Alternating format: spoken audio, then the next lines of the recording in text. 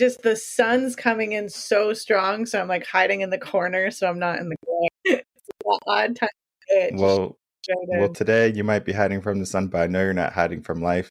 We're going to have a great conversation today. Coaching in Session, your exclusive destination for unparalleled personal and professional growth. With your host, Michael Rearden. Whether you choose to live within limits or break free, your mindset journey begins here. Welcome, Blake Lefkoe, to Coaching in Session. How are you doing today? I'm amazing. Thank you. How are you? Doing well. Thanks so much for coming on. Today, we're going to be talking about your work, how you help people break free from their limitations. And if you know anything about the company, Reven is just never backwards. And I'm a huge believer in if you can get rid of limitations sooner, you can start to live life so much quicker. So I'm so excited to get into your work. But in your own words, can you tell the world who you are, what you do, and how you help? Yeah. So I do a process that my father created when I was a child that literally removes your negative beliefs that cause your unwanted behavioral and emotional patterns. So procrastination, anxiety, fear, sabotage, toxic relationships, negative self-talk, like anything you want to be doing that you're not doing, anything you don't want to be doing that you are doing. Like there's all our patterns come from our beliefs. And when you take away the beliefs, the patterns just change. There's no tools, there's no tricks, you don't have to remember things, there's no integration. The patterns just change completely, organically, profoundly, and permanently. Where would you say is the beginning or the inception of limits and these obstacles beginning to form in someone's lives? So most of our beliefs are formed in childhood, 4, 5, 6 years old. Sometimes they can be formed later in life. There's a lot of beliefs about money or relationships or other things. Also, if there's a big trauma, something really scary or dangerous happens, people can form beliefs later in life. But typically it's through reoccurring events. So as a child, what do children ask constantly? What do they always want to know? They want to know everything. I don't know. Why? And so we look at our surroundings and we try and make sense of them. But as children, we don't have the brain capacity to say, my mom is depressed and she can't give me what she needs because she's got nothing. She can't even take care of herself. We go, it's me. There's something wrong with me. I'm not good enough. I'm not important. And we're like a dad. Dad's whatever he is. He's being overly critical. Well, you got to be. How come it's not an A? Or you call that a clean room or whatever it is that they do, right? It's these little things over and over. And we go, oh. And we don't say, oh, my dad's got really unreasonable expectations for a 5-year-old. They go, yeah, I'll just never be good enough. Mm-hmm. And so we form these beliefs as children, and then they become our patterns, right? Like it becomes a self-fulfilling prophecy. And so you see people very often that are abused as children, and they form beliefs like, I'm not worthy, I'm not deserving, I'm not lovable. And then and it's through no fault of their own, right? But these are the beliefs that they subconsciously have. This is the energy they're putting out. This is what they attract. And then they end up in more and more abusive relationships. So it's these patterns that play out because of the beliefs we have. And by eliminating these beliefs, we can change the patterns. I had a couple of guests on a long time ago and recently where they talked about the inner child. They talked about how that child, very similar to looking at the limitations of, their parents or their circumstances. And basically, it personifies them, who they will be as an adult later on. So they say, as you said, I'm not worthy, I'm not good enough, etc. Would you say it is that inner child, or is it something different? Because I know in the world of coaching, we can say different things, we can have different terminologies, and it could mean very similar, but the way you present it, I think is different from person to person. What is your way to say if someone is dealing with that? I don't know that the terminology really matters. It's really like the energy, right? So when I have a client, they come to me with a pattern, we look for the beliefs that cause that pattern. And when you find those beliefs, you eliminate them one at a time. So, for example, I'm not good enough. And I use that because it is the single most common belief that like people with every pattern across the board have. And So you go back to your childhood and where did this belief come from? So you are on some level dealing with your inner child or memories or whatever you want to call that, but you're going back and you're seeing them. What are they seeing? What are they hearing? What are they feeling? And this is really different. You don't have to relive trauma. You don't have to, there's no wallowing in feelings but you go back, what's the source? Okay, the source was my parents constantly criticized me, right? Like just constant criticism. Okay. So that's the source. Do you see that a child being criticized in this way by their parents could lead to the belief? Yeah, totally makes sense. And then you come up with alternative interpretations. What else could it mean that your parents criticized you? And there's no right answer. My parents had unreasonable expectations. My parents were parented that way. That's the only way they knew how to parent. My parents thought I was good enough. That's why they were pushing me. If I wasn't good enough, they would have just given up on me and left me alone. Maybe my parents thought I wasn't good enough, but they were wrong. My parents aren't God. They don't get to decide who's good enough and who's not. And you just come up with a whole, in that house, I wasn't good enough because nobody was good enough in that house, but it doesn't mean I wouldn't be anywhere else. And you realize that what you thought was the truth, it's just one possible interpretation. And so you are kind of dealing with that inner child or whatever you want to call it and going back and then there's a couple other steps. And one of the other steps is going back. And a lot of people are kinesthetic, right? They're like, I know this is true because I felt it. And because I felt it, that's how I know this belief is true. So you go back and you say, imagine you had this, whatever, some person there that was able to give you these alternative interpretations. You find one that really resonates. And imagine being a kid and the same thing happens. And dad's like, you got a B? What's wrong? Why did you get a B? Well, you cleaned your room. Your bed's not made. That's not a clean room. And this time you go, I get it. My dad's got unreasonable expectations and lacks in parenting skills. He doesn't feel like he's good enough. So he's projecting that on me because everything I do, he feels like is going to say how good he is. So imagine being a kid, so whatever, if you want to use the terminology, imagine being that inner child and giving those events a different interpretation. And you do, and the feeling shifts. That feeling of I'm not good enough is gone. And there can be anger, compassion. A lot of people just feel relief, peace, whatever it is. And so you realize that just because you felt I'm not good enough, that doesn't prove the belief is true. Because if we change the meaning you gave the events, feeling changes. So the feeling came from the meaning you gave the events, not the events themselves. So there are a couple of steps where you do, go back and deal with that younger version of yourself. And that is really powerful. Yeah. I for one, I just don't like the terminology inner child. I don't use it, but I don't, Well, exactly. It's basically the conversation I wanted to lead to because I don't think you use it. Just after speaking with you just for a brief moment, I think of because most of my clients are either teens or they're older, and I'm not going to say you're a child in my mind. I wouldn't want to be called a child, especially like when I'm trying to be an adult. And I understand we will look back at our childhood, but there are certain people who love the word inner child. And I always say coaching a session is a platform or a podcast where people can find the coach just for them. They can figure out the personality. And one of the reasons why people reach out to coaches because they say, you're exactly my cup of tea. I already know I'm not everyone's cup of tea. People call me and I give them the hard truth. I don't sugarcoat nothing. Yeah. And they're like, dang, like I feel bad. I don't mean to make you feel bad, but if you're not showing up in your life, hey, I'm all about results. But it's not so much about the results that we need to A, we need to B. We just need to be taking action. And sometimes people are so passive in life. And I'm like, we can't be passive. We can't just wake up and go on our smartphones or wake up and hit the snooze button.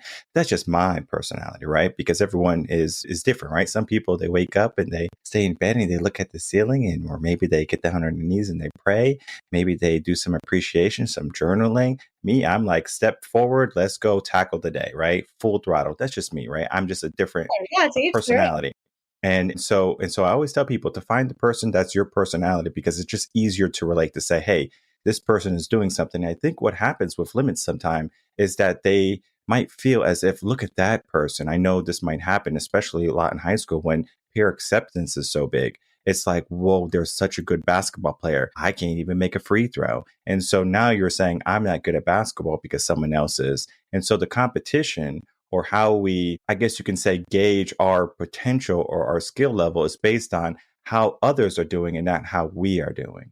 And so basically the question or the conversation I would like to kind of get into is, how can we start to focus on who we are rather than who the world wants us to be? So I love that question, because so much of what I do is, first you got to get people out of pain, right? So like, get you to a place where you're functioning, where you're functional, where you're not depleted with anxiety or depression or drinking or whatever that is, right? And once we get you here, it's like, who did you want to be before life told you what you should be, or who you should be and what you should do, right? Because shoulds are, they're not real. It's completely made up, right? So how do, and a really common pattern that I work on people with is people pleasing.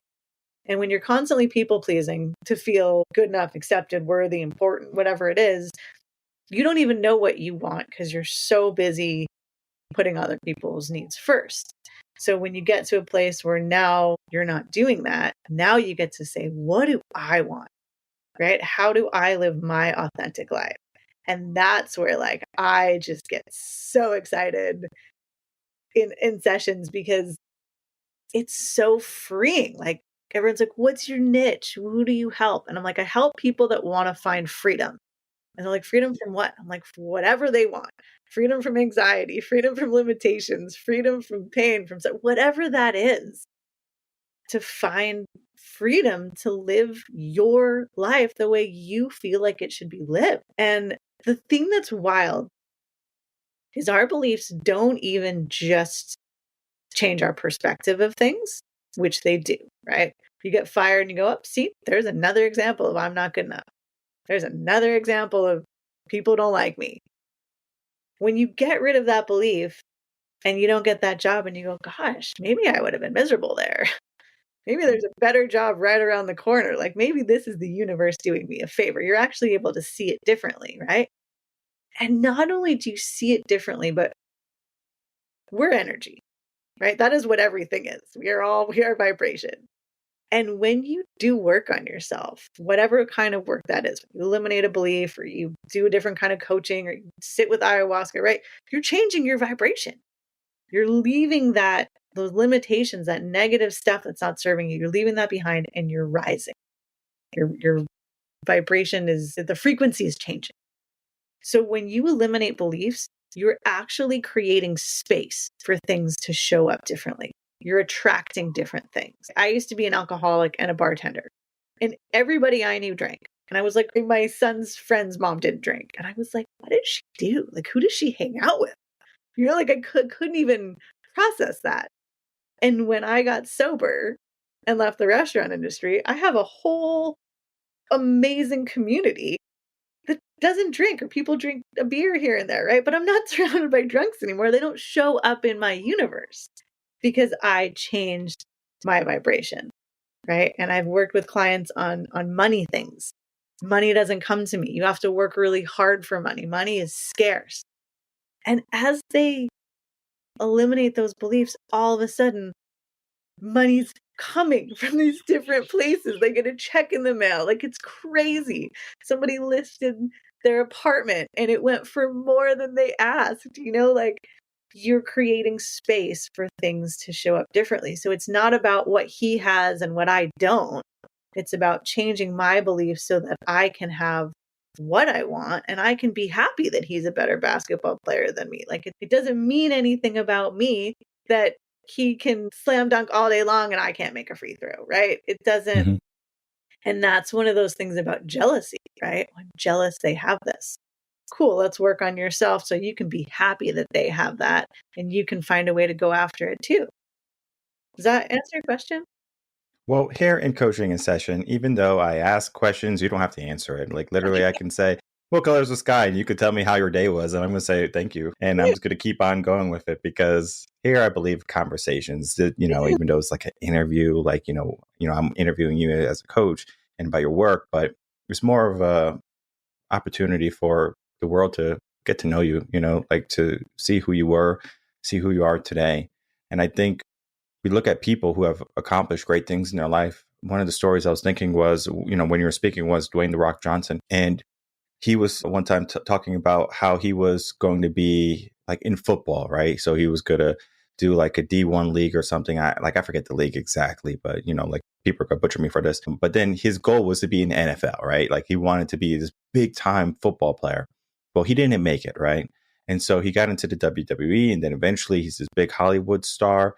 When he was that young man, I'm sure he was like, man, like this was my life right here. Football was my life, and things didn't work out this way. And, he can look back today. He can say, you know what, sometimes things that don't come to you might not have been for you. Mm-hmm. And even though sometimes we give an attention for something, maybe you want to be this really good doctor or something, or you want to be this big shot lawyer, and you find that, maybe that's not what you want to do. And sometimes it's because the world is going to tell you what you need to do. You have to be a doctor, you have to be a lawyer, you have to be an accountant, right? There's a stigma, right? Because if I said, would you rather be a doctor or a garbage man? People say, well, garbage man makes no money, or they got to smell garbage all day, right? So they look at that. But then they don't look at maybe the benefits to being a garbage man, right? They don't really have to deal with a boss that's telling them to create all these presentations and things like that. So maybe they have it on easy street. And I know the actor, I'm using a lot of actors, but Denzel Washington, he was both a garbage man and a mailman. And he even said, I was both. And you might ask, which one would you rather be? And he said, I would rather be a garbage man, because he said I would get 8 hours of work done in 2 to 4 hours rather than being a mailman where I have to, pull out my 8 hours and make it last the whole day, because that is what the job was. So he figured out, okay, I'd rather do this job quicker and be free for the rest of the day rather than have to be stuck for 8 hours. And think of all the 9-to-5ers. They're stuck in a job where they're just like, okay, 9 to 5, I'm in. I have to clock out at 5, because if I clock out at 4, I'm going to lose that hour of pay or something, right? Or I'm going to get reprimanded by HR. So there's sometimes locks that happen. And he found something in his mind was, even though this job is so unloving or unwanted, he says, this job offered me more freedom. And I think one of the things people, they want in life is a level of freedom. But it's reminiscent of the Maya Angelou poem, the Caged Bird. And most of the people, they sing for freedom. But if you open that door for them and you give them the opportunity, you say, this is the path, this is the process, these are the steps. Most people will not even step through that door because they found safety and security in that cage, their comfort. How do you help people take flight? So when people come to me, they're ready, because otherwise they don't make the call. Right. They don't book on my website. I just offer a free consultation. It's the only thing you can do on my website. And if people aren't ready to walk through that door, they're never going to book the consultation. Right.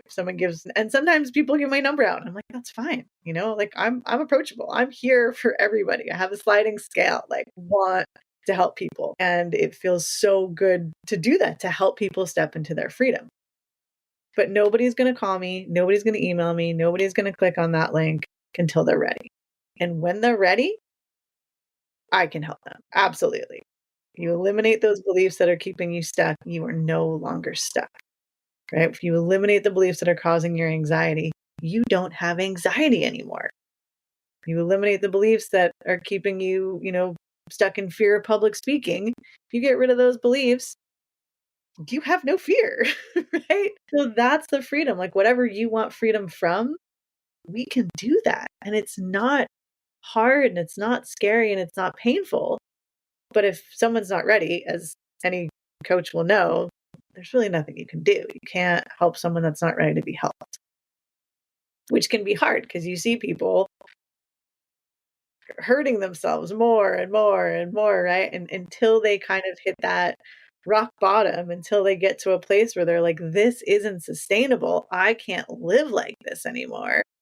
They're not going to be ready. So whatever that kind of moment is where they're like, I'm done being like this. But when they reach out, I know they are, which is amazing.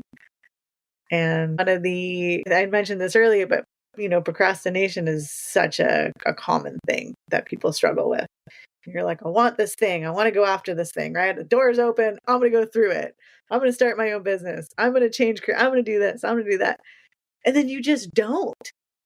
And so when we work on procrastination, that gives you so much freedom already, because if you have the belief mistakes and failures are bad, if I make a mistake, I'll be rejected. Nothing I do is good enough.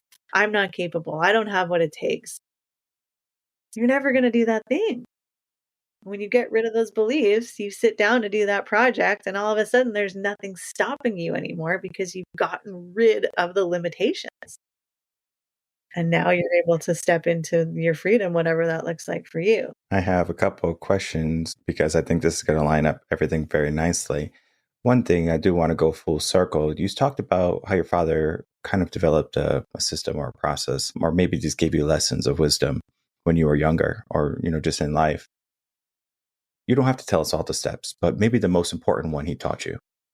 So it's interesting. My dad created this process when I was young. My mom did the process and was like, this is why I was put on this earth. And they worked in the house running this business. My mom had private clients. Dad did session. This is what they did. And so I grew up in a house with two people just in the field of personal development, personal growth.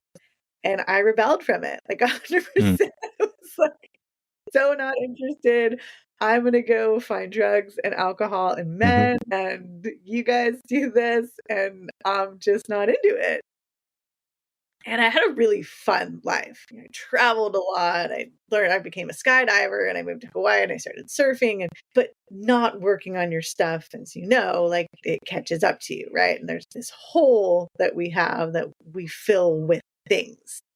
But when you fill a hole with something, that energy only lasts for a couple minutes, right? So you're like, oh, I need another beer. I need another man. I need another this. I need another that, right? I got to go jump out of a plane again, because those things don't last. They're not actually filling that hole. So I got to a place where this hedonism turned unsustainable, unfulfilling. I wake up and I'm a 30-something-year-old bartender, single mom, alcoholic, going, oh my God, leaving a relationship that was just ridiculous, that I had just tried to make last for so long. And then what am I doing? Like, this is insane. And I had that moment where like I hit that rock bottom, and I don't even tell you all the steps, but I woke up one morning and I was like, no more. Like, my kid and I deserve way better. And I found my way back to the process. And I was so fortunate that I had this tool at my disposal, and I started working on myself. And I did a lot of this work. I did some other, sat with some plant medicine and tried some other things. But when I started working on myself, doing this process, I realized that like, wow, they were really onto something. And I had to go through all those things that I went through to get here, right? I couldn't have skipped any of that. I couldn't have done it differently. And it was amazing because I found the process by myself organically. And it worked. It wasn't like, oh, this is what my dad does, and I'm just going to do it. And the really unfortunate thing was, at this point, my dad had passed. And so he never got to see me, not with my son's father and sober and running my own business, doing this process that he created and living this fulfilling, meaningful life that I'm so passionate about because of this thing that he created, that it helped me. And now I'm able to use this to help other people. I manifested and created space for this amazing partner to show up for me and my son. Like, I created this community. I created space for these friends and these people and these clients. And I love my clients. Like, they leave because typically people come 5, 10, 15 sessions. They work on what they want to work on, and they're back on their way. It's not like therapy. You don't just come talk every week. And we stay in touch and we email, and I have friends that I still Zoom. So I have all this, and I owe so much to my dad and to this process. But it wasn't like I grew up really doing it much. He worked on a couple of things with me when I was a kid, but I really kind of just, my teenage years just pushed back against it, which is hard because there's so many things I'd love to sit down and talk to him about now and create new things and what comes next. There's other processes. The main one is the one where you eliminate beliefs, but there's a stimulus emotion, right? So every time I get criticized, I get angry. Every time somebody yells, I feel fear. Every time I see a dog, I get scared, right? Anytime this thing happens, I get triggered and I have this feeling. And it's a really simple process that breaks that connection. And I would love to just talk to him and be like, how did you figure this out? Like, this is so profound and powerful. And so I kind of had to find it on my own, and it wasn't directly taught from him, which I can't regret things because I wouldn't be where I'm at now. And I love where I'm at, but that's a hard pill to swallow sometimes. Yeah, I think of how we grow up, and we can look back at just the past 3 generations or around there, where we had the baby boomers. We go all the way back as I guess 4, and how they parent is very different than how millennials parent, for example. Baby boomers were the people who, were, I'm going to go work, I'm going to go do this. And they would spend all this time, all this money. They would think of, their money as or the things they provided for their children as love. And so they would take them to Disney World. They would buy them all these clothes and all these vacations. And, down the road, those high school kids, those college kids, one of the things that they said almost in sync was, I wish my parents just told me they loved me. And it wasn't about the time spent in Disney World or how much money, even though it might have felt good in the beginning, right? We're going to Disney World. It's going to be so much fun, the roller coaster. But then you get down later on in life and you're like, wait, what is the meaning, right? What truly matters, right? It's not the Disney World. It's not the vacations. It's not the clothes that I needed to fit in high school. So what was it? And so when they become parents, they say, I'm going to be the parent that I wish I had. Right. So now what's happening is many of these parents are loving their children, spending about 70+% more time with their children. And they're also stealing their self-esteem. They're also doing and fighting their battles for their children.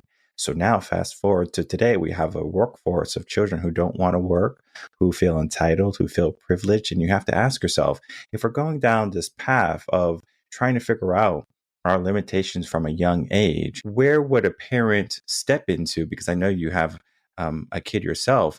Where would, be for a parent to say, let me do the best job parenting I can to make sure my child not only feels love, but is ready for the world? Yeah. So it's funny. My mom did this for 35 years. She still sees clients, right? And because of that, parenting became her passion, because she saw how the way parents treat their children leads to the beliefs that determine their lives, right? And so one of her main points in parenting is like, what is your child concluding when they're walking away from you, right? And at what cost? Yeah, I can get you to do the dishes right now the way I want, but at what cost? And not that you should or you shouldn't, but it's like, what is my child concluding when they walk away? And so that's been something that I've worked really hard with my son. And another amazing thing about this work is it directly affects your parenting. The more work I did on myself, the more I saw how I showed up for my son was so different, right? Because when we get triggered, a lot of people have the feeling or the belief I'm powerless. And so anytime that gets triggered, which your child not listening to you is a trigger of I'm powerless, right? You're not listening to me. I feel powerless. And what happens when we feel powerless? We get angry, right? Now we're yelling at our kids.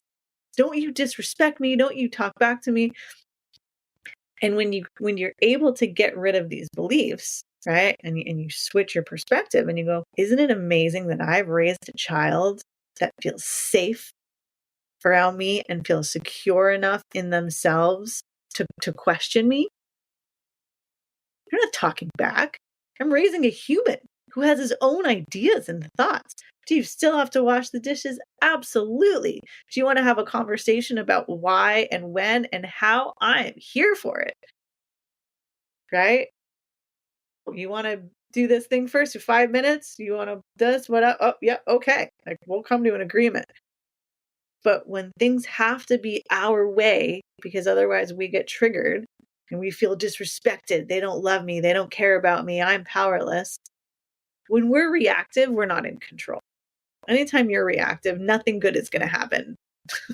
Like when you have a reactive, I want to say confrontation, but a reactive anything with somebody, nothing positive is coming out of that. So when you get rid of these beliefs, you can show up differently, and now you can respond instead of reacting. Okay, he's saying this. What do I think about that? How do I want to react to that? And I want to respond to that. Sorry, not react. How do I want to respond to that? And that, I think, with parenting is so important, because we don't want our kids to feel pain.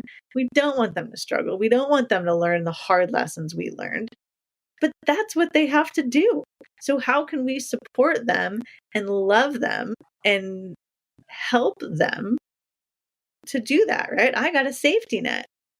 You're going to go learn this painful lesson, and I'm here to support you and love you every step of the way. I'm here to tell you that, like, great, you learned this. What did you learn? You know, it's doing, you made a mistake. You failed. Wow. What did you learn? What could you do differently next time? And so you can empower your children to work while loving and supporting them and giving them a safe, nurturing environment. You know, I had a client whose mom told them and told the kids, you know, you're Black, you have to work harder, and you have to do this, you have to do that. You have to be a lawyer. There's no other way people are going to take you seriously. You have to get into these kinds of schools. It's the only way you're going to have money. It's the only way you're going to have respect. And just beat that into them. This client comes to me and she's like, I'm a lawyer. I'm miserable. I hate being a lawyer. It's not what I want to do. So we worked on some beliefs. I can't do what I love and make money, right? All these things. Every session, she got a package of 5 sessions. Every session she comes back. How was your week? What did you notice? And one week she comes back and she's like, Blake, not only can I now see the possibility to do something else, I know what I want to do with my life. And every week she came back, I started a website. I did the photo shoot. I got my first client, right? And so as parents, we want to give our kids the best, but we don't always know the best way to go about doing that. So when you work on yourself, you give yourself the space to come from a loving place without telling your children how they should live. Mm-hmm. I think sometimes when it comes to parenting, it's challenging for mom or dad to do something with their child versus a coach or a mentor or a guide or a teacher, someone else that they can say, okay, you're not mom, you're not dad. I don't mind listening to you because mom makes me wash dishes and so it's so obtuse, where it's like, hey, I want to help you too. But in their mind is like sometimes you get in my way. And it's not a bad thing, because later on in life, they're going to appreciate you and they're going to come over for holidays and they're going to love you. And it's just kind of like the cycle of how the brain develops. Like you kind of have to get a coach or someone to, say, hey, I'm learning from you. That's why sports are really big for teenagers. They're in volleyball, soccer, basketball, lacrosse, cross country, whatever it be. We can go down the name of sports, and they fall in love with it, right? It's like a passion of theirs. One of the reasons I think they love it so much is not only because of the sport, but because of the coach, typically, right? A player that does not like the coach will not stay in that, on that team or in that sport. If they do love the sport, they will find a different school or a different coach until they say, okay, this is the coach that I'm going to learn from. I'm going to put my trust in. And it's the same thing with adults. You find a coach, you find a guide, you find a mentor, you find someone who's going to help you, right? Want to lift you up. And it's so important that you find those people in your life sooner rather than later. And as we begin to wrap up, I would love to get some final words from you. And then, of course, to please tell the audience where they can find you and reach out to you. Yeah. I guess final words is if you are ready to free yourself from your limitations, if you're ready to work, it doesn't have to be hard. It doesn't have to be painful. It doesn't have to be scary. Doesn't have to take a really long time. This work is profound. It's permanent. And I will love and support you every step of the way. Be your biggest fan and your biggest cheerleader and your biggest supporter. And reach out. If I'm not your cup of tea, like Michael said, everyone's got their person, right? We are energy, and sometimes we vibe with people and sometimes we don't. Yeah, come check it out. Like I said, I offer a free 15-30-minute consultation. Ask me anything, tell me what's going on. I can tell you how I can help. Tell me, about your doubts about the process or your questions or your concerns or anything at all. And yeah, I'm here for it. I make time for everybody. Website, socials, you want to give those out? Yeah, so the website is just my name. It's Blake Lefkoe, BLAKE, LEF as in Frank KOE.com. And yeah, BlakeLefkoe.com. Book a free consultation. I hate social media so much.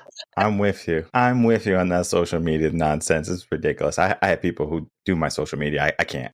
Mentally, I'm not able to.